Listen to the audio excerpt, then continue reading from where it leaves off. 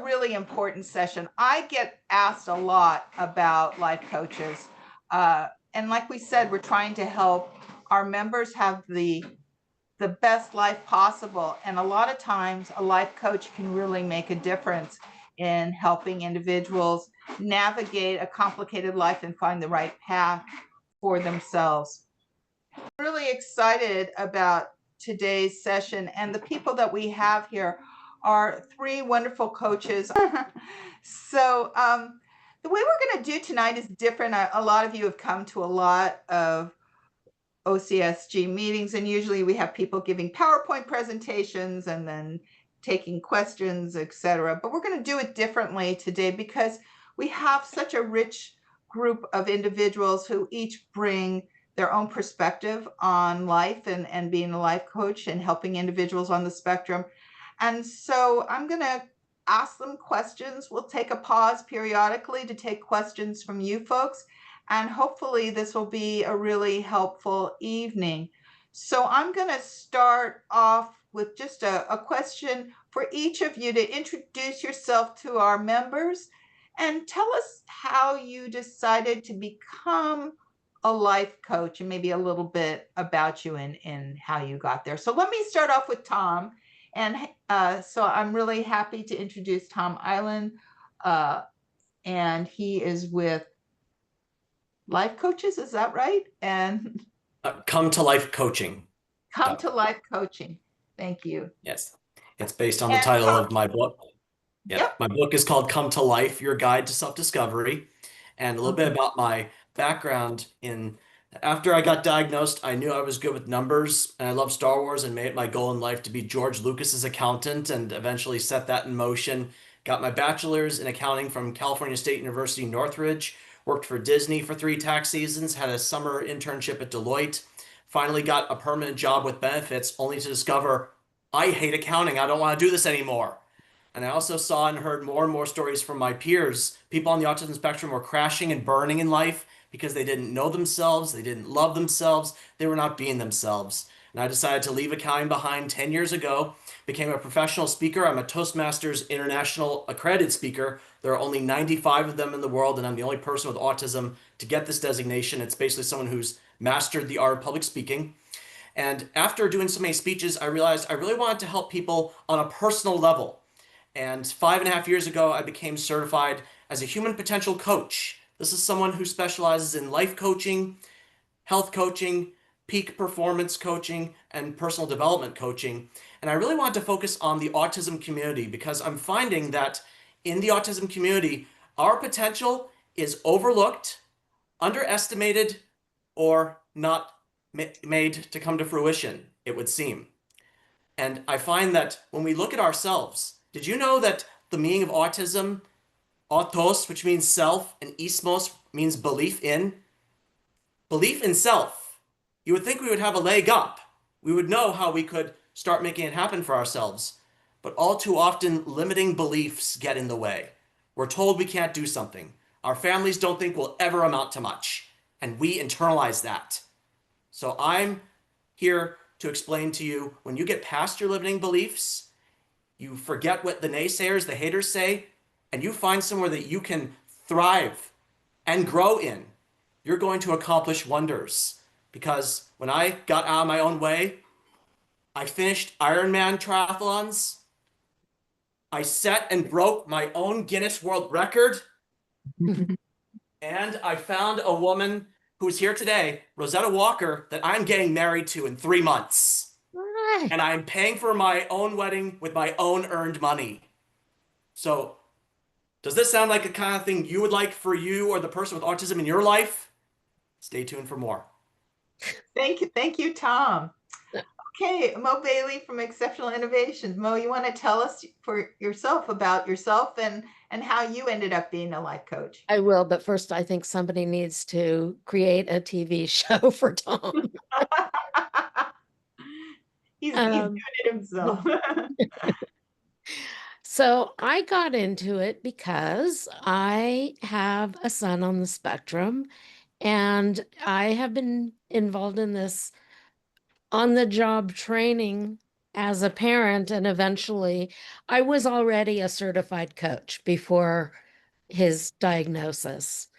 And before his diagnosis, I had a resource teacher come up to me one day, and she pushed a book in front of me and said, maybe you want to read this. And in all capital letters, all I saw was the word Asperger's. And I took my hands and I pushed it back to her and I said, this is not what we're dealing with. And now, when this is how I usually start with new clients, is with this story, because it's not what I was yet dealing with. And until we recognize what's going on, and I'm speaking initially first from a parent's perspective, um, it was something that I just sort of, in the 90s, the early 90s, there just wasn't information out there other than stereotypes and stigmas. And so once we moved on our journey, and people saw me having catered IEP meetings to keep people in the meeting versus running out all the time, um, people started asking me to advocate for them. And I actually had on the job training with advocacy from a lot of really good people in the school district who would come up to me privately and say, don't tell anybody I'm telling you this, but do this, put this in writing, do it this way, do it that way. And and finally I said, why is everybody telling me not, don't tell anyone I'm telling you this? And it turned out to be because they would get in trouble. And then there were the other side of people in the school districts who deny services. And I came up with a little thing called the 3 Bs, which is budgets, bureaucracy, and BS. And, you know, it's like all that's going on. What is an IEP? What is an individual education plan? It's not happening unless you fight, fight, fight, hire attorneys, advocates, or whatever. So I'm trying to remember the timeline. I had been in the dot-com industry, and when that went out and the way it went out, I thought, what do I really want to do in life? I was raised to think that you you get your degrees, you have your professions, and you live for a long time with a particular career, usually a particular company, and that's your sense of security. And I was realizing the world was changing and this was not security. So what do I really want to do? And the coaching industry was new at the time, and I thought, that's what I want to do. It was mostly because of my academic background, not so much autism yet. So that's where I got started in coaching and consulting. And then I started realizing the need for this. And I started taking classes with not just speech and language pathology, but with speech and language pathology specific to Asperger's and autism at the time. No, it was specific to Asperger's with Michelle Garcia Winner.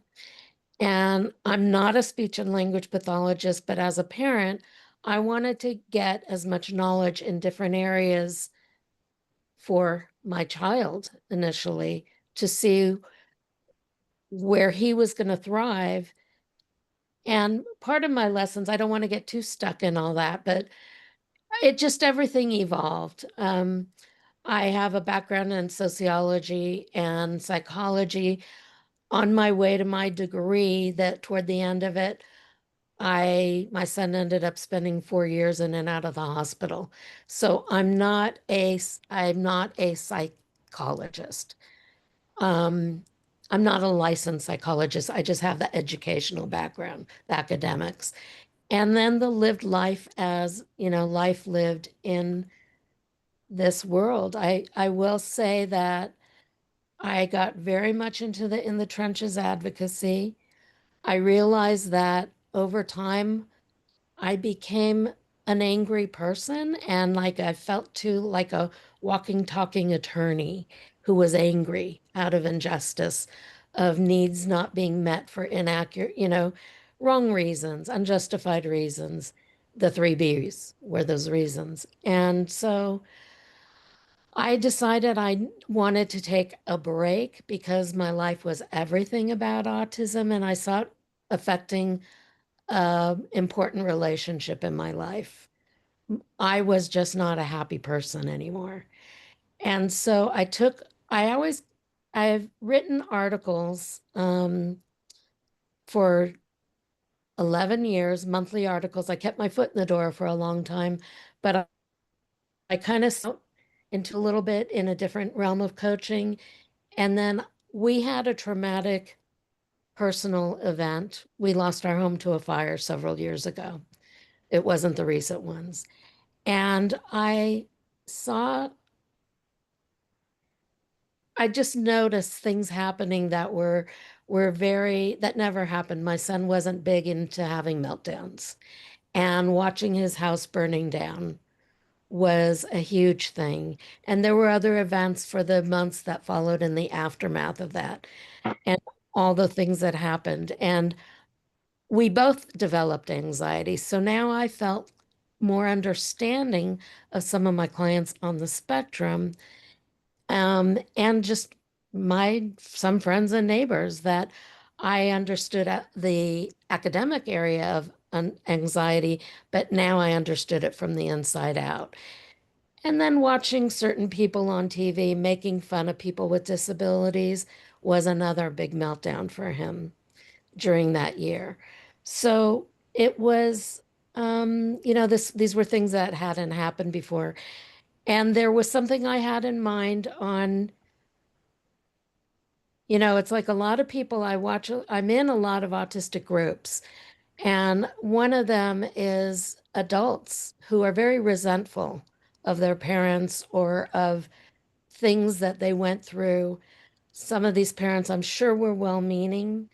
A lot of things that were created early on were things that were the only thing a parent wanted to do whatever they could to make sure their child had a good life. The majority of my clients are like that. They just want to know, what's my child's future going to be like, and what can I do to make it right and well? So, that's a lot of my focus. And I have like a list of things, but one of my target things is they have to, number one, everybody around anybody has to understand that autism is not a character defect. And, there's so much stigma and stereotypes, and it's not a one size fits all situation. And, I'm sure Stephen Shore's Yeah. quote with, you've met one person with autism and you've met one person with autism. Well, Mo, I think we'll hear more from Yeah, you. I soon. didn't even get And into the bio, but that's, well, you don't need it.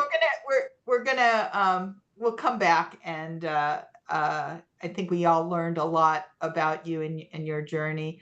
I wanted to give Luke some time, and Tom, you'll be happy. I decided to pull up the old timer app, so I think I'll set the I'm timer so for sorry. 5 minutes for the future, just so we can kind of keep moving. But I'm not going to turn it on for Luke because I want to give him the same treatment that I gave both Tom and Mo. So Luke, you want to share? Luke is with Wave Counseling, and Luke, you want to share a little bit about yourself and what led you to being a life coach? Yeah, so growing up, I had a visual processing disorder and still have it to this day, which essentially just means like I'm a slow learner. And so I have a lot of empathy for this population. And it all kind of started when I was doing college counseling. For whatever reason, when I was in high school, I love researching colleges, and the college process didn't stress me out, but I didn't have a good college experience. So I was like, I want to make sure no one goes through what I went through. And so then years later, I'm working at Venice High School here in LA in the college counseling office. And I was reading kids' essays. And I was like, oh man, like it's like a cry for help. I want to help them more. So I come from a family of helpers. My dad's a psychiatrist. My mom and other sister are social workers, and my other sister is a doctor. And so I was like, you should go to social work school. And I was like, that's a pretty good idea. And so then my first job in mental health was working with adults who had autism and various other learning differences. And I was teaching them life skills so they could live independently. And it was the best job ever. that job really changed my life. And I saw like how just truly just treating them as equals, meeting them where they're at, and teaching them just good, valuable life skills, like just very straightforward stuff, breaking things down to small tasks was like very efficient, is really meaningful. And then the pandemic happened, and myself and these group of young adults, we kind of got through the pandemic together. They became like my second like bubble, and it was awesome. And so then eventually, I was going through my master's program and still doing coaching because I was officially licensed. But actually, up until last week, I actually just became a licensed clinical social worker. But I still plan to use and include elements of coaching with my clients. And so Waypoint Counseling is what I started.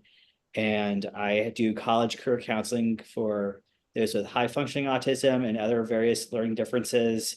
And most recently, we started a social connections dinner club, which is basically a very intimate dinner party where we have social cue cards, and me and one of my my girlfriend, actually, she's a special ed teacher. We kind of facilitate conversations. It's a great opportunity for individuals to make friends, build relationships, and improve their social skills.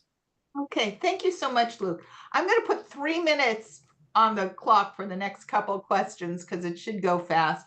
So my first question is, what is a life coach and how is it different than a therapist, teacher, or social worker? So who would like that one?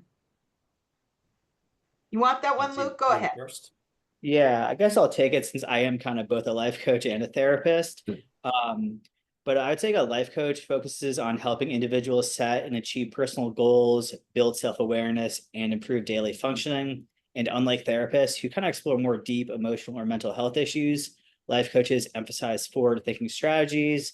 They're not really teachers who provide academic instruction or support workers who often handle basic care or case management. Life coaches partner with clients as equals, providing encouragement and structure to move toward greater independence. Great, thank you. Okay, did any of you want to add to that? I would say a lot of the topics I work with my clients, I find life to be an acronym.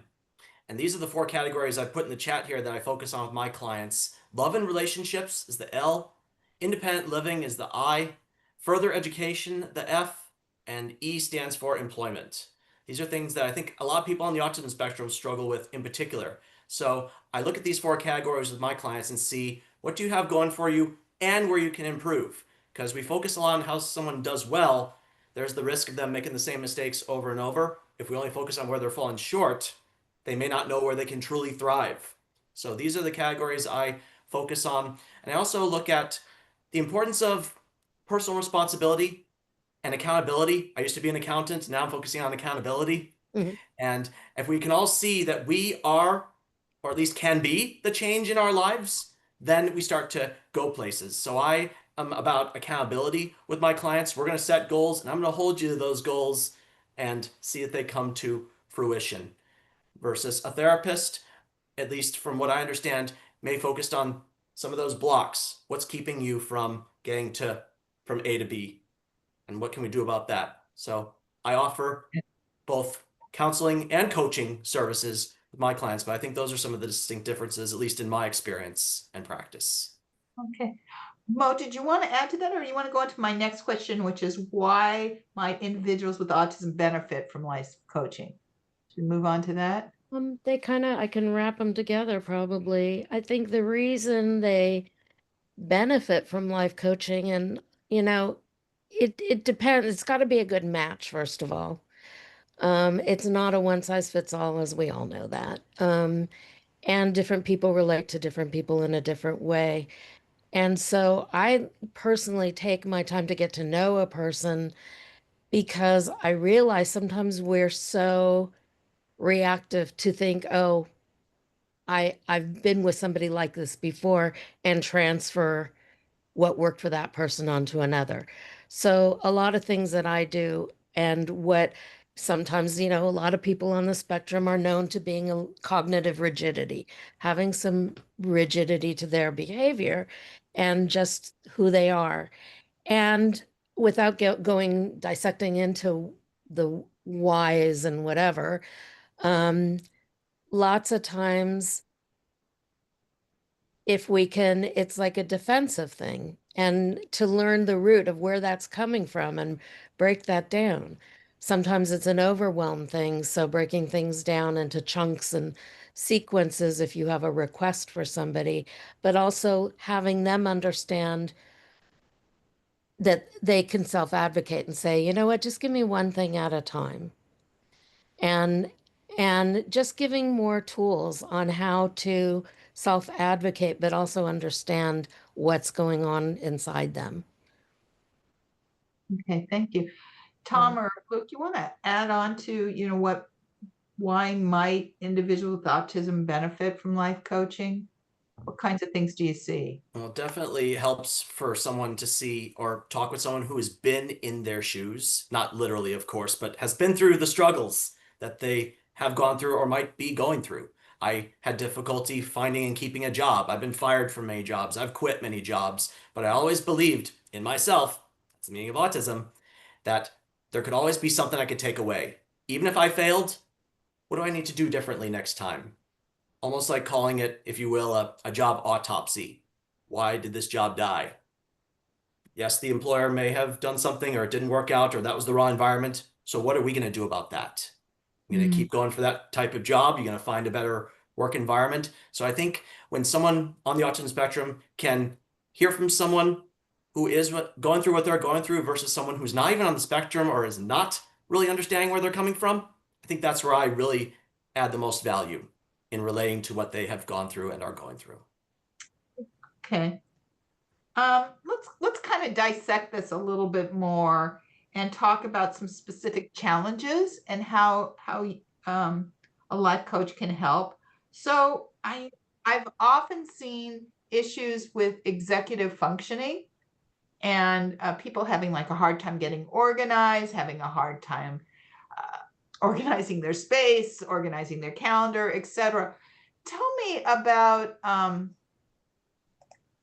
about your approach to executive functioning challenges. Yeah, I would say I'm really hands-on. I ask my clients, like, how do you typically organize? Like, what works best for you? Whether that's using a notes app, Google Calendar, however they may do it, or even it's like a pen and paper. And then from there, we kind of will make like a detailed like schedule that they feel comfortable with, where they're not overwhelmed, and breaking down tasks into small steps, just to so that they don't get overwhelmed. I think that's really key to success, and just really meeting where they're at. That's been what I've had the most success with. How about you, Mo? What kind of ways, approaches have you taken with executive functioning? Well, part of it is breaking things down into chunks and sequences. I do believe people know themselves best, and sometimes they just don't know how to express it or get it out. So we talk about that. When I mentioned that we're going to that speech and language pathology class, I made sure, first for personal reasons and now for it's kind of flowed over with clients, but to have lunch every day with somebody who was there who was a neuroscientist, neuropsychologist, to because at that time I just wanted to learn. So I learned a lot of things from that aspect. And the organizational and everybody's brains, whether they're on the spectrum or not, is still a little different. And so to personalize it as much as possible, I, would look at assessments that they had when they were younger in school, or if they're having them now. Sometimes I talk to teachers and get feedback from them. And it's you asked about the differences between a coach and a consultant and a teacher and all that. Sometimes it's just a different hat depending on the session or the person or the session with any particular person at the time. Okay, thank you. Tom, you want to add to that in terms of I dealing with also executive remind functioning? my clients what their goals are. What is what we're striving for, and that be the prize they keep their eye on. So if their actions are not aligning with that, we'll adjust course accordingly. But when we make it about their lives, their futures, their dreams, their goals, their visions, that's more likely to get them on board, and also helping them see that if certain activities, let's say they want to make more money, well, you're playing video games a lot, is that making you money? So kind of calling them out a little bit on some of their activities and adjusting course if need be. And also determining what's important and urgent. Because if you determine what means something to you, what is valuable to you, it's part of your goals, you're more likely to prioritize that first or put it up there. Also, if something is time sensitive, but it's probably not as important to you, maybe consider delegating it to someone else. Because another thing I'm finding with my clients and my experience with Toastmasters, where leaders are made, our clients need to be able to not only take and keep charge of their own life, but see how others are or are not assisting them in completing their goals. So that's a little bit of the executive functioning, the prioritization that I go with my clients.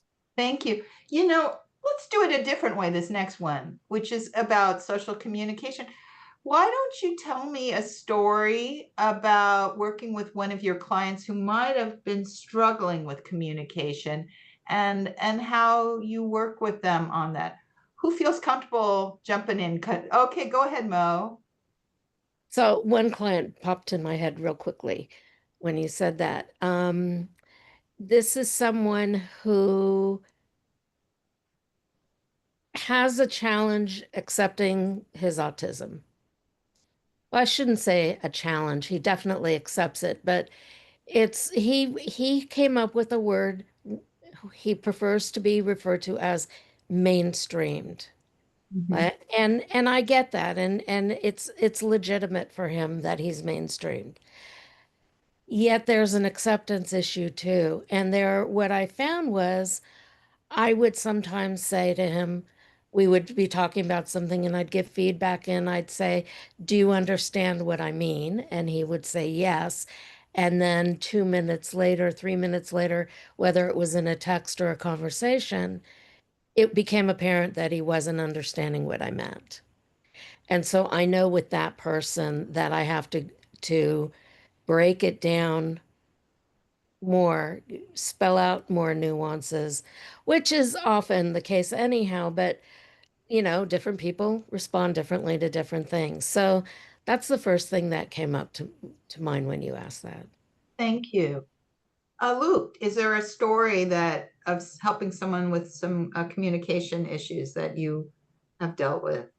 Yeah, I had a client who came from a very wealthy family, and then he was in a treatment program, and he really liked it, like the intimate setting it was. He was able to, joke around, make friends in like the smaller groups. But then when we came to like the house dinners, he became very introverted, shy, and it was just kind of putting like knowing like how to put him in the right social situations. And then when he would get uncomfortable, he would kind of brag about his family's wealth. So then some of the people in the house kind of started turning against him because he was acting very bratty. And I just happened to politely call him out. Like, people aren't going to respond well to that. And, but you say that in a nice way where it didn't hurt his feelings. And he quickly was like, okay.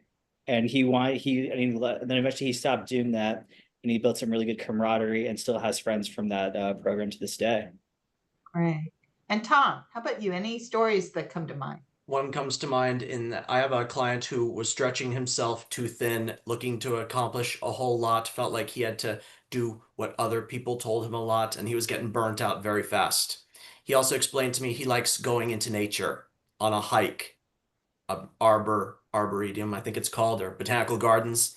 So what I did was, I want you to go to a different hike, garden somewhere, and take pictures of yourself there and text them to me. So I basically tell him to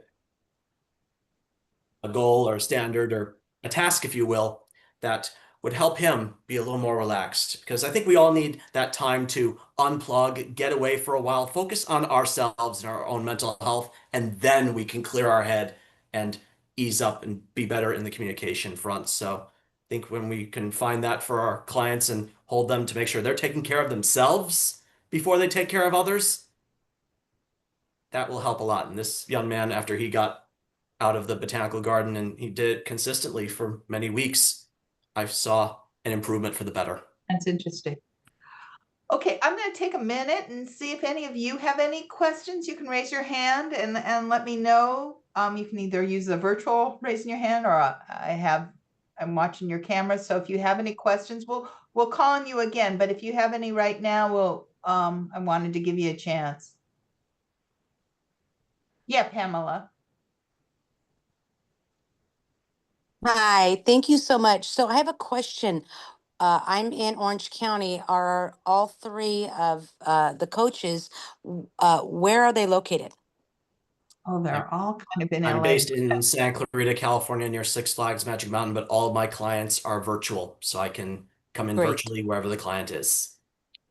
Mo? Great. I'm in San Diego and I also work virtually. And Luke? I'm based in West Los Angeles. I meet clients virtually, in person, or hybrid, kind of however works best for them. Okay, thank you. Martin? Do you guys have any advice for people who are struggling with do you have any guys have any advice for autistic people who are struggling in life and with like in general? Is there something specific, Martin, in terms of struggles? Do you mean like, is it interpersonal struggles or loneliness or just feeling a sense Well, but basically all like personal struggles, loneliness, of, and yeah, just general yeah, frustration in general, in Judy. general. Yeah, Tom. And I'm putting my contact information to answer the text question, but one basic principle that I embraced from Jack Canfield, the author of The Success Principles, Getting from Where You Are to Where You Want to Be, is nothing will change for the better until you do. Are you committed Okay. to your personal development, to being a better person, to adapting and evolving with what's happening in this world? If so, let's do it. I can help you do that. If not, Okay, thanks. let's do it. I can help you do that. Yeah. And Uh, Martin, I'll just say this. It happened to me once where I was really depressed and I didn't know why. And I made a Judy card. And it's like we're all so many different people. There was Judy the parent, Judy the employee, Judy the mother, Judy the sister, Judy the daughter, Judy the wife. There's so many Judys. And it was about figuring out which Judy was really unhappy or really feeling a sense of frustration. And when I was able to pinpoint, it was actually Judy, the board member. It wasn't this group, but it was a different group. And when I realized that, then I could make a change in my life. But until I was able to pinpoint where the depression was coming from, it was hard for me to figure out the right solution because I was just getting washed in the depression without really realizing the source of it. And sometimes it helps to get that clarity. Okay. Yeah, I would also say start off with building like some small foundations. Do some things that you feel confident and good about. Maybe you don't have to be good at it right away, but as long as you're getting enjoyment out of it and creating and maintaining good, healthy habits, just like exercising a little bit more, eating a little bit healthier, and those things will start to get easier and easier over time. The main thing is being accountable and being consistent about it. And once you can kind of get to like baseline, like, okay, I've done this and this right. I'm having feeling a little bit more, feeling more confident about myself. You're gonna like, it's all about getting to the good rhythm and rhythm in life. And once you kind of feel like things are starting to click for you, like the rhythm's gonna get easier to get in the groove of success and find that internal happiness. Okay. Yeah. Thank you. I mean, everything all three of you just said, I would just add exclamation points to. I think if you can identify, and I don't know, Martin, if you're not comfortable saying anything specific, so I don't want to push that on you, but breaking things down and, Judy, your idea was wonderful, like really understanding there's so many different parts to you, but I think also, and I'm going to kind of lean on what Luke said, that you're, take it in small chunks. Just break things down. Don't put so much pressure on yourself. And just Okay. think of what's the most important thing that you want to work on. What's most important? And then just kind of examine that. Maybe talk to somebody about it who can help kind of guide you through, but take you at the speed you want to be at so that you feel safe and that you don't have to expose yourself in a way you don't want to. But just give an example and maybe you can transfer it in your own mind to what is really going on with you.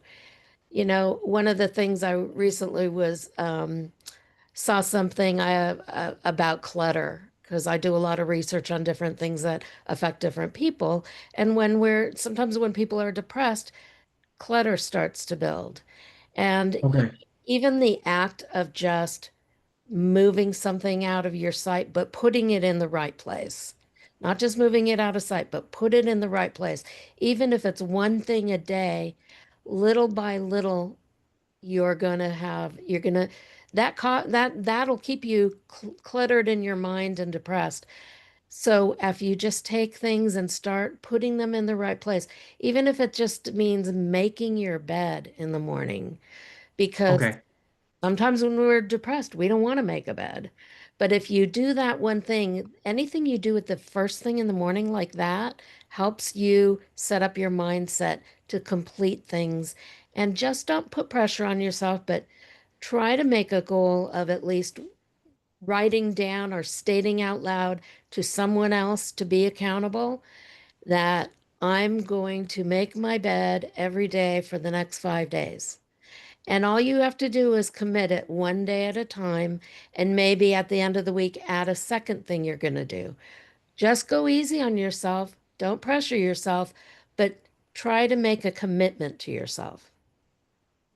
Thank Okay. you. Thanks. Okay, I'm going to go back and continue with some questions, and then we'll take another break and hear from you. So don't feel like you missed your opportunity. So I guess the next set of questions, I wanted to get a better sense for what does a typical coaching session, what is it like? How many minutes of it? You know, what's the structure? So who would like to describe what their coaching sessions look like? Tom, you look like you're ready to answer that question, so I'll call on you first this time. My sessions typically last an hour, and one of the things I like to ask first is there anything you need from me before we get started? And then what would you like coaching on today? Because these put the client in the driver's seat. They're the ones in control. They determine where the conversation will go. Maybe we'll have a goal we worked on last week, but something else has come up and they want to address that. So let the client be the one that determines where things go. I'll also be taking note as to what their goals are in those 4 categories of life. Also, deadlines. I have client deadlines that we establish, and I see like, okay, we have something you have coming up this week. You said you were going to write a short story. How's that coming along? And then if it's not happening, we reschedule it, and I'll make the note that a reschedule happened. So if it's constantly being pushed back, then we need to reevaluate the goal. But I always make sure that it's the client who is in control, and I'll ask them a series of questions that are intended to have them look at what's going on with them and whether or not they're doing the right things or need to consider changing course. And really getting down to the why, I'll ask them, why do you think that is? Or what would you say we could do about that? Because I think if the client can discover they have the power, and when they discover that power, it's on them to use it and take their life where they want it to go. So it's all about the client, giving them the power, making sure they have the say, the ultimate and final say, if you will, in where our sessions go. Great. Mo, how long are your sessions and how are they structured? I have different packages, so it depends on what the person chooses to work with. So I have some that are 2 hours twice a month. I have some people that are once a month, but these include like texting, emails, and I have my largest package is usually 2 hours twice a month, plus those things, plus an SOS session. So if there's anything in the interim between sessions that's vital, I've had some people had some emergencies like traveling, having their luggage stolen from somebody that worked at the hotel, somebody who just got shafted at a party and turned away from being, the next door neighbor's party, things like that, where it was a stat situation for that person and they just know to text me, see if I'm available in that moment or not. And if so, I get on the phone with them. So we're kind of flexible. And I have three main packages and it differs in times, but they're basically based on those principles. Yeah, and thank you. And then Luke, how about you? What are the time of a session and how are they structured? Well, it depends what I'm working on with the client. If it's like, because I do a unique blend of like college counseling and like mental health therapy. So I have packages for that, which kind of include ongoing texting, calls, things like that. But if it's just a one-on-one session, that can vary from 60 to 90 minutes. And like Tom, I use a humanistic approach and let the client drive the seat and just to see how they're hitting their goals, what's working, what's not, and how can we, get them back in the good rhythm of helping them improve their lives. Right. Thank you. I'm gonna jump to family members. So many people, you can see some people are here with their parent and or caregiver. And I wanted to ask you what should the parents or caregivers be involved in the coaching process? If so, how do you do it? I'm going to start off with Mo this time because as a parent, she probably understands that better than some other people. So yeah, Mo, what's your advice on that? I work very holistically is my ideal, where I work with everybody in the family. Um, It is based on their goals. I didn't mention that, but that, it is based on what's going on at the time. I make it very clear that we can work towards certain things, but if something comes up that's more important in the meeting, then we are flexible and we flip to that. But I like working with families that, that's what I mostly do. But I do also have people that are adults on the spectrum and then parents separately. So I kind of do it all depending on what somebody wants, but it also depends on how new a diagnosis is and how young a person is. If it has to do where we're pulling in advocacy, when it comes to Oh, Mo's freezing up. Yeah. Okay. We lost you for 1 second, Mo. You back? I've over time I've done a lot of research. My before autism life was business and marketing and doing surveys and at the .com I was doing a lot of market research. So I've kind of transferred that into what's going on at different ages. I have a survey that I did almost 10 years ago with just 4 questions, but it got very detailed. My answers were very detailed. And some of it was, what are the biggest challenges? Is it with teachers and administrators in schools? Is it with parents or other relatives and friends? Let's see, doctors and paraprofessionals.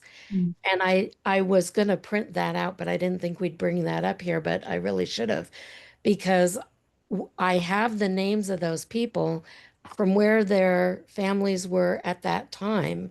And I've been thinking I'm gonna not restructure, but contact the same people who did the survey and see where their lives are now, 10 Right. years later. Thank you. Sure. So Tom, how about you? Should parents or caregivers be involved in coaching, and to what extent do you see their engagement? For my sessions, under no circumstances do I have another person in the session because I want it to be about the client, what's going on in here and up here versus being influenced by other people. If we want to have a team meeting where it's an independent facilitator, family members, service providers, we can have that conversation. But my individual sessions, it is only me and the client, namely adults. And my youngest client is 16, 17. I think he's about to graduate from high school. And I should note that sometimes parents want to have a say. And something I'm noticing with my clients, they want to please their parents a lot, but that can be costly. I'll give you an analogy here. This banana is the person with autism. They put their life in another person's hands. That person has difficulty letting go of of the person with autism. They get a little too scared. They tighten their grip. And look what happens to the person with autism. Will they speak up to say, loosen your grip, or can you let me go, please? And then the mess is left for everybody to clean up. So I caution parents that your children, no one can live their life but them, and you're not going to be around forever. So are you preparing them for life without you? And if not, why not? And at some point, they need to see that they have the power to live the life they want, even if it's not what you want. So that is something that, while controversial, I feel needs to be had amongst a conversation that needs to be had with families amongst themselves. Can I Mo, just it sounds like you want to just address Yeah. something. when I work holistically with families, and it depends on the family, there's usually a main person. It's not with them all at the same session. It's not together. Okay, Luke, how about you? What is your take on family and caregivers' involvement in the coaching process? Yeah, I think during a main session, no parents. But I think to some extent it's important to have them involved, especially with clients who are younger or those with higher needs. I think family involvement can be really helpful. And I may sometimes meet with parents or caregivers to reinforce routines, offer updates, or align on strategies. But I always make sure that the coaching relationship centers the client, their voice, their values, and their goals. Okay. So this next question, couple of you have already kind of talked to it, but how can you be of assistance regarding schools, transition programs, workplace collaboration, kind of these organized environments where where there might be some kind of structure involved and some kind of like IEP or things like that? How can a life coach participate? I'm going to start with you, Luke, because you talked a little bit about college, and I'd be interested to hear your response. Yeah, I think it kind of starts with, it may be a little odd for the client to ask like, hey, can my life coach come to this IEP meeting? But I think that's also a good opportunity for them to practice their advocacy skills and for them to put themselves in a little bit of an uncomfortable position. So, and then once they do that, like the schools aren't going to generally turn it down. They're like, they want to have that student to have support and success and to be in there, to be another voice for them. I think that's really important. And I don't think there's enough life coaches in IEP meetings. But I think with my unique background, I know what good colleges have certain good programs for those with autism and other learning differences, where they can have success and where I can offer another voice as well. Okay, thank you. Mo, how about you? How do you participate with conquering the 3 B's, as you said? Yeah. So today it's different than when I was in the trenches. I actually, the last IEP meeting I did was virtually, I attended. And what I mostly did was prepare an IEP meeting. It was for a younger child. It was for a very elementary school age child. So the child was not at that particular meeting, but I prepared the parents and I was just on standby if there was anything going on. And we all had our phones, and if I saw some struggle, I would just text, and I pretty much stayed the note taker unless there was a reason for me to come in. And at one point there was, but the more I can work with either a parent, if it's a younger child that's not present in an IB, then that's the way to do it. I have worked with some young teens in high school, but it's more recently been coaching them to be more of a self-advocate for themselves and going over their assessment so they understand it, because the school district doesn't always really explain it to them. Yeah. And hearing their feedback on how it feels for them, what's going on with them, and how to speak to what's going on with them, and just being a kind of like the ghost in the background, or just a backup person if something, I can offer, and they'll either say it or not, but I think it is important for people, especially in high school, depending on their abilities, because everybody is different, whether to kind of move forward or just step back. Thank you. Tom, how about you? And my clients are all adults, except for one. He's still in high school and he has a board certified psychologist as a mother. But I also look at him and ask, are you requesting accommodations when you're struggling on tests? Or thinking about some of my experiences in school, what I did to ask for help and get it, I would put that into perspective for him and see what, if anything, he can do to better his school experience. But otherwise, my clients are mostly self-determination program clients. For those of you that are regional center consumers or have access to that, I work with SDP clients. Basically, I sign up with their financial management service, work with their independent facilitator, provide the services, and bill them at the end of the month. So if you have a self-determination program, I can work with you and your financial management service to get you where you want to go. Okay, great.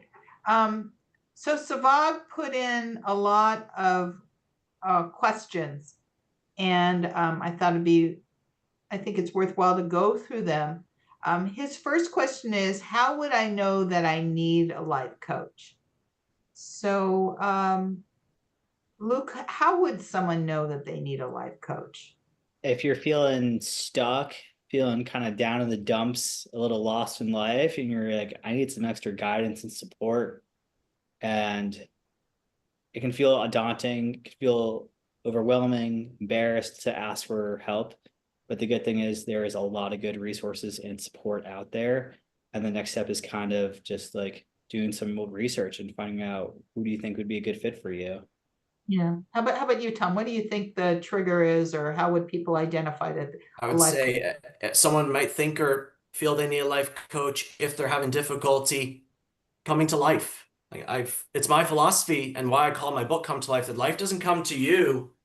It's up to you to come to life, whether it's finding and using your voice, saying what needs to be said, or doing what needs to be done. Basically, if you have a goal, really, something you want, something that's missing in your life, I can help you answer some questions to get you where you want to be. So a life coach is, at least in my view and practice, anybody who wants to take their life to the next level. And I'm also specializing in mental health as well. In particular, if you're having difficulty putting your oxygen mask on first, being mindful of your mental health and status. I recently wrote another book, My Glass is Full, Stories of Putting Mental Health First. So I'm looking at clients and how they are mentally. Are they putting themselves first? And again, autism, belief in self, making sure you're all right first. I think that's a good thing. And yet society seems to condemn it. Stop being so selfish. Don't you think about other people? Well, if you're not all right, how can you help others be all right? That's something else I do as a life coach, making sure you're all right Yeah. before you help others. So Mo, how about you? What do you see to recognize that someone may need a life coach? There's such a long list Uh-huh.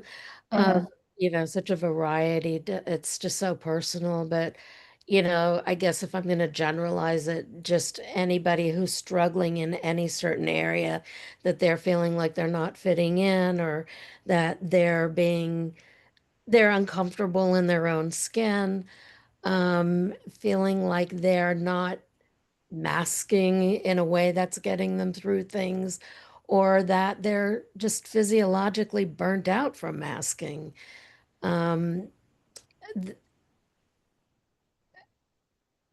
It's almost too big a topic, to get to nail everything down. But I think the general thing is, if somebody is really struggling in life and they connect with somebody who maybe they feel they can talk to, I think that's the main thing. Is this somebody who's going to also take really what's going on with them and just be compassionate and kind and patient and just ask appropriate questions, because that's really what coaching is asking appropriate questions and help empowering that person to discover what's right for them on their own. But sometimes it needs certain questions that they're maybe not asking themselves. Okay. I'll answer Savag's last question, which is, this session is being recorded. A couple days after the session, I will send you all an email with a link to the recording of this session. It's also on our YouTube channel. So if you subscribe to our YouTube channel, you'll know about it before anybody else. And then it's also available off of our website. So lots of ways to get it. I'm going to take your last class question, Savag, a little bit later. And just wanted to check in with anybody to see if anybody else has a question right Thank now. you. Thanks, Savag. Okay, let's talk about some success stories. So can you share a couple of success stories of people who've come into your life, Tom, Mo, and Luke, who were struggling, and how their life changed through their interaction with you? I'll start with Tom. One thing I also offer clients is mock interviews and resume review, because jobs and looking for work is definitely something that people on the autism spectrum might struggle with. Now, mind you, I'm not a job coach. I don't usually go to the the work site to help somebody there, but we can discuss what's happening outside of work. One particular individual wanted to work as an engineer and have to go through the interview process, the application process. So we looked at the opening, looked at his resume. I offered him a few pointers, tweaking it. Also practiced the interview with him many times. And I explained to him why certain questions are asked, what good answers he can give, and also what he can do after the interview to stand out. I'm not going to share those secrets here today. You're going to have to get a session with me if you want them. But basically, he went for the interview. He got the job. Permanent position with benefits. Don't we all want that for people on the autism spectrum? So I felt really good in playing a part in that success. And I've also had other clients that I've been helping with their public speaking as well. I'm recently helped a Miss California pageant contestant with her impromptu speaking. I also had some sessions with a chancellor of community colleges here in California. So in addition to my life coaching as an accredited speaker and more people wanting to tell their story, what they've learned the hard way, people are coming to me for public speaking as well. And when they say, I felt so much more confident or was able to manage my fear of public speaking, because it may not totally disappear, but you can manage the fear of public speaking and get the message out, and the audience clapped afterwards. Thank you, Tom. Yeah. Those are the success stories that I work for.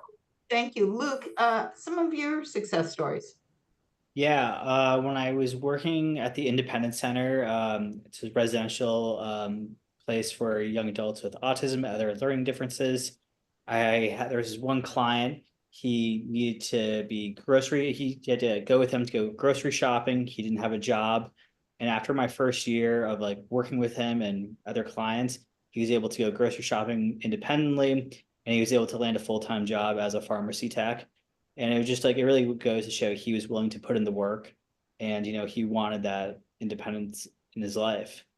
And then another situation, similarly, also at the same place at the Independence Center, another client he wanted to shop independently, but he couldn't like count money.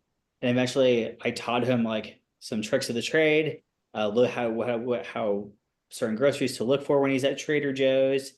And within a year or so, he was able to shop independently And then he was able to get a job at a grocery store. He had never had a job before. So I was like, big win.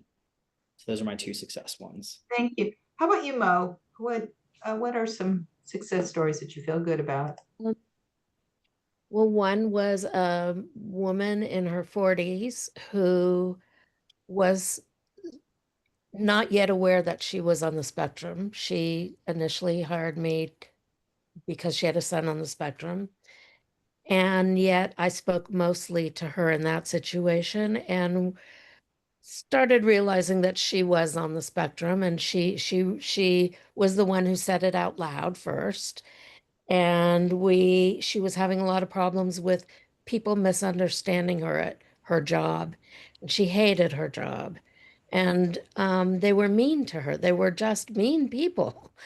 And so we started talking about self-advocacy while she was looking for something else. She also was in accounting, and she's now extremely happy working in a completely different atmosphere. So that worked out, but it was a journey, it was a series of things that happened. Ironically, another one was her daughter, who was also not the person that I was originally hired to work with, who had a professor in college who was just horrendous with her. And she wanted accommodations. She wanted to work with the disabilities center at the university. Very smart girl, but her main goal was to write a book. She's real into sci-fi. And she ended up through a series of events. She did eventually graduate, she got her degree, but then she started traveling and she wrote her book, and it's just recently been published. Oh, A third one, and I'll just make this one quick, is somebody who, and I've done this with a few people, where they want to work, they keep getting hired here and there, not keep, because it's hard, or it's been hard for most people that I've worked with to get a traditional job. But some people have one. This is a young man who has a traditional job, has had it for 11 years, but has been put in different, it's a chain. So they've moved him around a lot because he wasn't fitting all the time. Really was bored, doesn't really like his job, but he likes the benefits. He wants to keep, his health insurance and things like that. So on the side, we have been working on developing, instead of making him fit into a traditional job, we're working on developing a job that fits him, that is still of value to other people. And it's actually of value to people on the autism spectrum.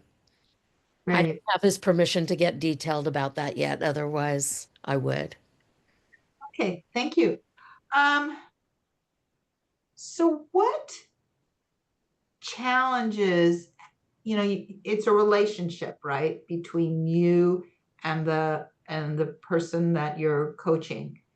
Have there been challenges that you've run into in working with someone, and how do they recognize that there might be a challenge, or how do you approach it when you run into a challenge? So, Luke, have you run into some challenges with the working relationship between you and would you call them the coachee? I don't know. Clients. But yeah, Client. Yes, thank you. yeah, there was this one instance where a client, his family was very generous with giving him a credit card for all of his expenses, probably a little too generous, and he was spending thousands of dollars a month, on the lifts. Mostly it was so he could go to school, but ordering groceries, restaurants, and so we really had to lock in a budget. We had to take away the credit card, give him, like, I called it TrueLink card. He was not very pleased about that. But ultimately, we're like, look, if you can like dial in your spending habits, it's going to lead to more independence and some goals you have later down the line. He was very resistant. He got mad at me. But because him and I had such good rapport, eventually by next session, he apologized. He cooled off and he was more focused to like try to improve his habits. And it was hard. Like that meant like me coaching on him on how to cook like easy, basic, healthy meals, really being in his space. So he could have that independent, healthy lifestyle that he wants and deserves. But I just kind of took some basic financial literacy with him. Thank you. Tom, how about you? Any kind of conflict or problems that you've had to work through, that your client has experienced? I would say that in the time of instant gratification that we live in, a lot of people hope to see results almost immediately. But as I've found over my own life experience and journey, that the best things in life take time.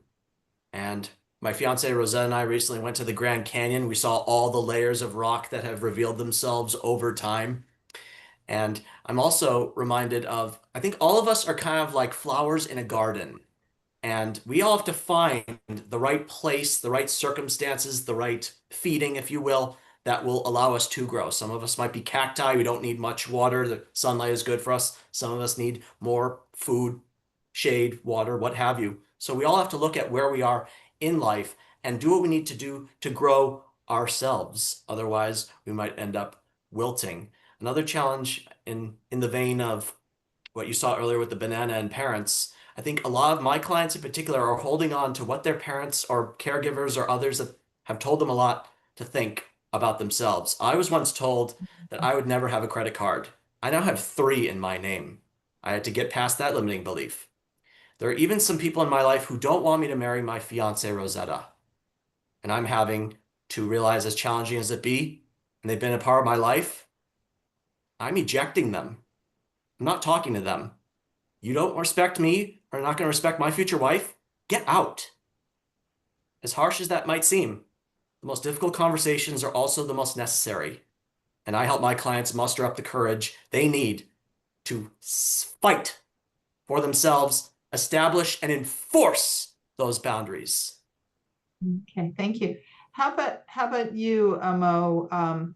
Any challenges that your client and you had that you had to work through? Yeah, there have been a few like misunderstandings. What I do at the very beginning is I set up expectations of what they can, my clients can expect from me, but also before we even really get signed a contract or get going on anything, I have them fill out a form of what their expectations of me are. And part of my expectations is that, I'm going to provide a safe place that if you have something that you're unhappy about or not feeling right about, then I won't know unless you tell me. And so I want to make it safe for you to tell me. So there've been, that's been a very helpful tool for me. That's actually a coaching tool. And it has been very good because we both have expectations and it's just bullet points spelled out what they can expect from me. And then where we also build in flexibility. So part of it is structured, our sessions are structured, but there's always flexibility also built in if a conversation like that needs to be had. Okay. Just yesterday, I texted someone because we're going to have a renew. It's his time. I also work with self-determination, and it's time for the new budget to come around. So we're having a group meeting of all his coaches in different areas. And I just did a little check-in and I gave him a little questions and what do is there anything you want to change, anything you want to keep, blah, blah, blah. And the answer came back, just keep on going what we're doing. So it was great. But if I don't ask it and there is a problem, I put that on myself. Okay, thank you. Yeah. I'll take a moment now and see if anybody else has any questions. Just time check, it's 8:15 and we said we are gonna finish at 8:30. So if you have a question, now would be a good time to ask. Savag, I'm gonna kind of end it with questions about next steps and if you wanted to follow up with you. But it looks like I saw someone with a question. Martin, you had a question, but there was someone else I saw. I put his hand down. Okay, Martin, go ahead. I have a question for Tom. What do you mean by wotering? I'm sorry? What do you mean by you mentioned Wiltering, the word wiltering. What do you mean by that? I'm not sure I'm understanding what the word you're referring to. If you can maybe type it in the chat or Maybe you misheard, Martin. I'm not sure I heard that either. Anybody else with a question? wiltering, as in a plant that loses fuel, water, food, starts to die. It's another term for wiltering, a plant starting to die. Okay. Sorry, Thanks. I did interrupt, but where's Yes, the Bob. sound coming from? There's Oh, music coming from someplace. oh, I don't hear that. It was the timer, but Happy go ahead birthday. with your question. Oh, was it the Okay, timer? Okay. okay, All right, never thanks. mind. All Sorry right. about that. No, that's fine. Anybody else? Okay, so if someone well, let's talk about two things. One, how do people fund this? Maybe I'll take a minute and explain self-determination to you all. We've had people come and explain it to us, but if you're a regional center client, then regional center sets up a budget for you and has you and helps find people that are vendored by the regional center, and that's how they normally work. So you're usually limited to the resources of organizations that are vendored with the reseller with the regional center. However, the regional center a few years back came up with the process of self-determination, in which case your budget is actually managed by someone else. Usually it's a parent or somebody who's set aside to work with you, and you work with an independent facilitator to figure out a plan. You use those same dollars that the regional center would have spent on you, only you're able to find resources that you would like to work with. There's a process for putting together self-determination. For a parent, you have to first go through an orientation, then you have to find an independent facilitator to work with, put together a person-centered plan and a budget. And so there's a process. It'll take months. Like Tom said, things don't necessarily happen as fast as you want them to, but it's an alternative way of, we find that our adults, the resources that the regional center has set aside for us aren't necessarily the right ones for us on where we are in our journey through life. So it's a good way for people to fund self-determination. Not everybody in this group has regional center funding, so I don't know what other ways, maybe Tom or Mo or Luke can provide other ways that people fund it. But so that explains self-determination. We've had several people speak on it, and there's some recorded videos on our YouTube channel that you can find on self-determination. Just search for it on our YouTube channel and you'll find a couple of lectures on it, and that'll provide you with what you need. Just a quick question for Tom, Mo, and Luke. Any of you can answer. Have you found are there other ways that people are funding your services? The majority of my clients are direct. I am a vendor with regional centers, and it was facilitated by one of my clients who was associated. And Okay, so you are a regional center vendor, so you can work with someone who's just directly budgeted by the regional center. correct. Okay. I too am a vendor and a consumer of the regional center, but you do not have to be a vendor of the regional center to be a vendor in a self-determination program budget. Exactly. So most of my clients are with a self-determination budget financial management service. They have an independent facilitator. That's where a majority of my clients are paying me from. I have a few that are also out of pocket. So Mo and Tom, if you're getting funded directly through the regional center as a vendor, what service are they asking for to get you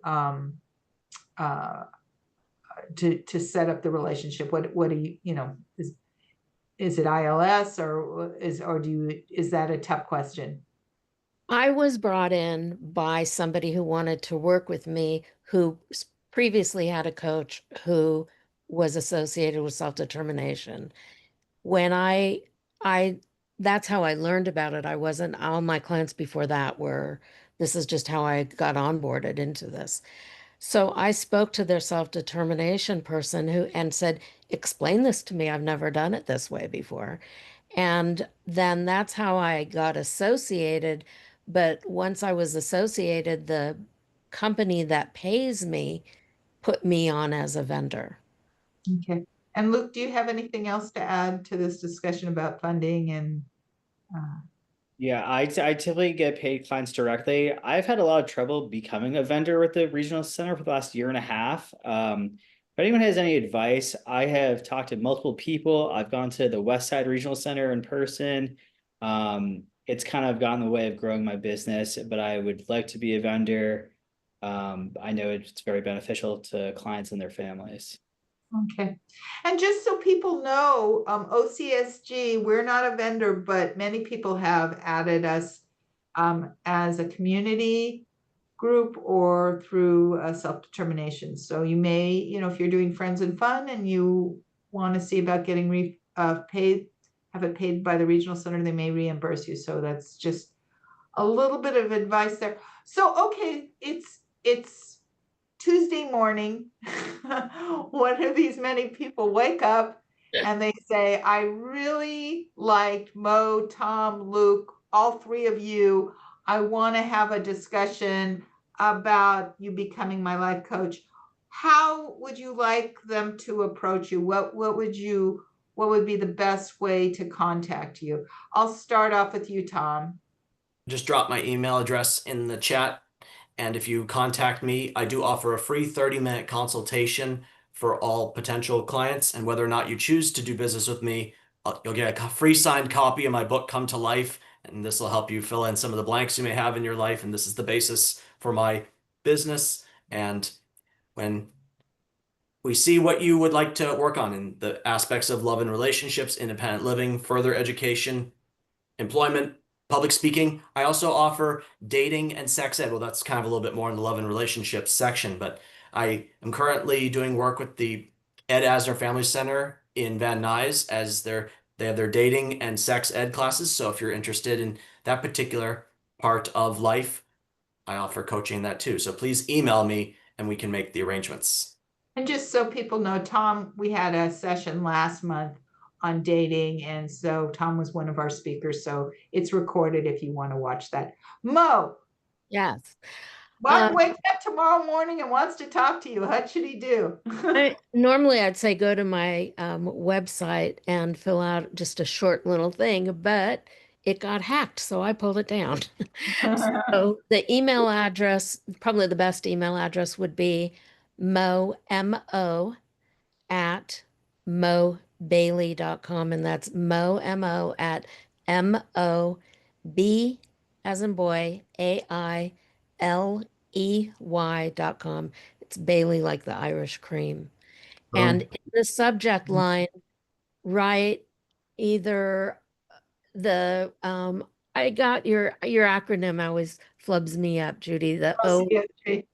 Orange Yeah. County Asperger Support Group. That's right. okay. If you put that in the subject line and your name, so if there's more people than I can delineate your emails, I will send a link, and at that, and I'll give an hour of a consultation at no charge just because you're with Judy's group. And I have even if we end up not working together, the way my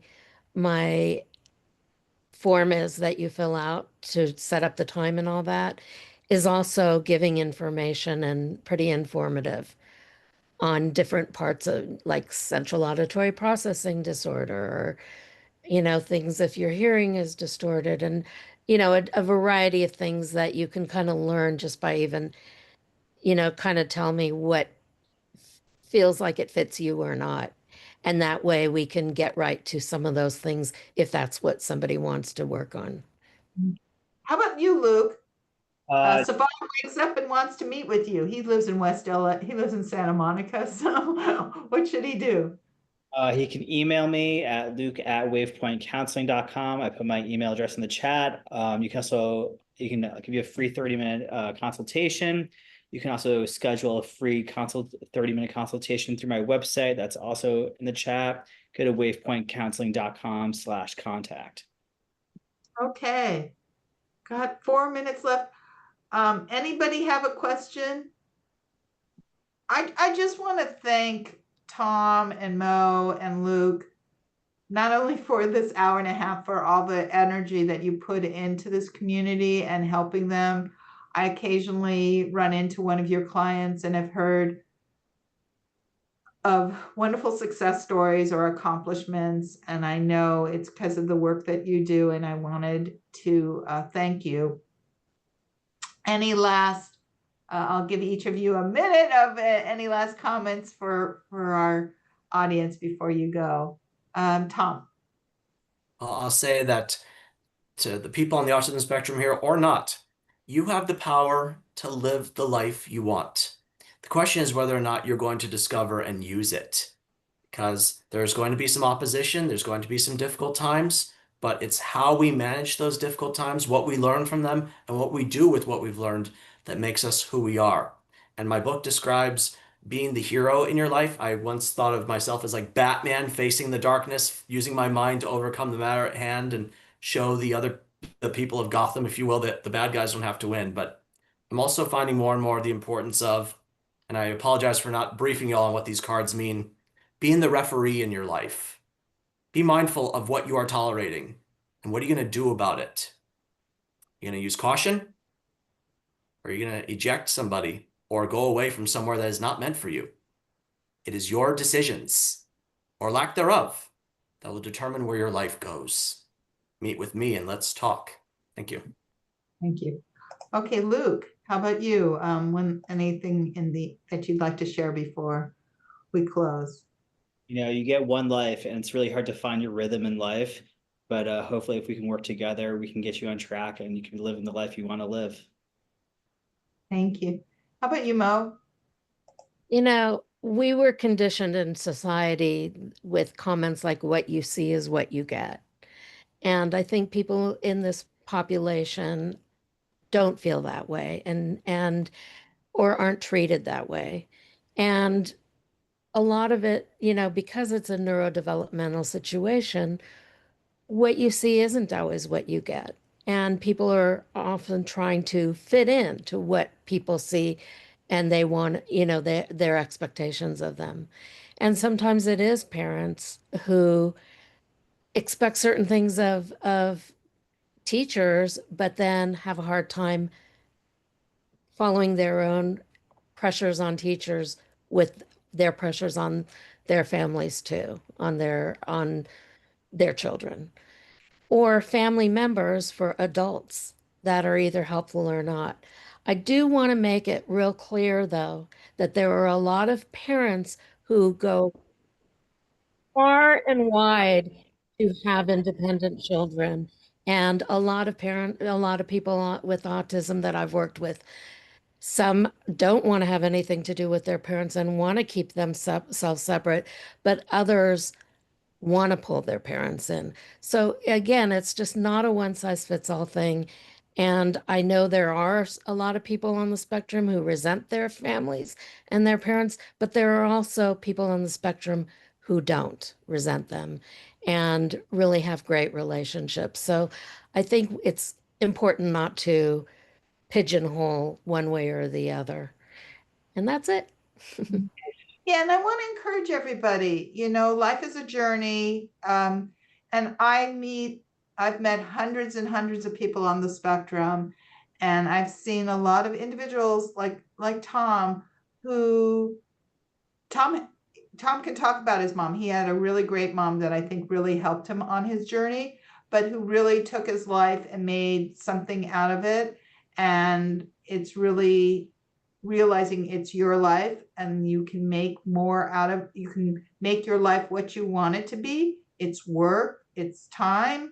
Sometimes you have to learn new skills. Sometimes you have to get around some of your weaknesses, but it's possible. And so, even in our Gavel Club, we see people grow so much over the time we're together. So I want to encourage you to make the best of your lives And I hope today's session was really helpful. And again, thank you, Tom, Mo, and Luke for a really great hour and a half, 90 minutes. And thank you all of you for actively participating. The recording will be available in the next couple of days. So thank you so much. I'll Thank stay you. around for any other questions, but thank you. Thanks for having me. Thank you, Judy. Thank you. Nice meeting you, Luke. Good to see you, Nice Tom. meeting you guys. Bye. I have a client for you, Luke.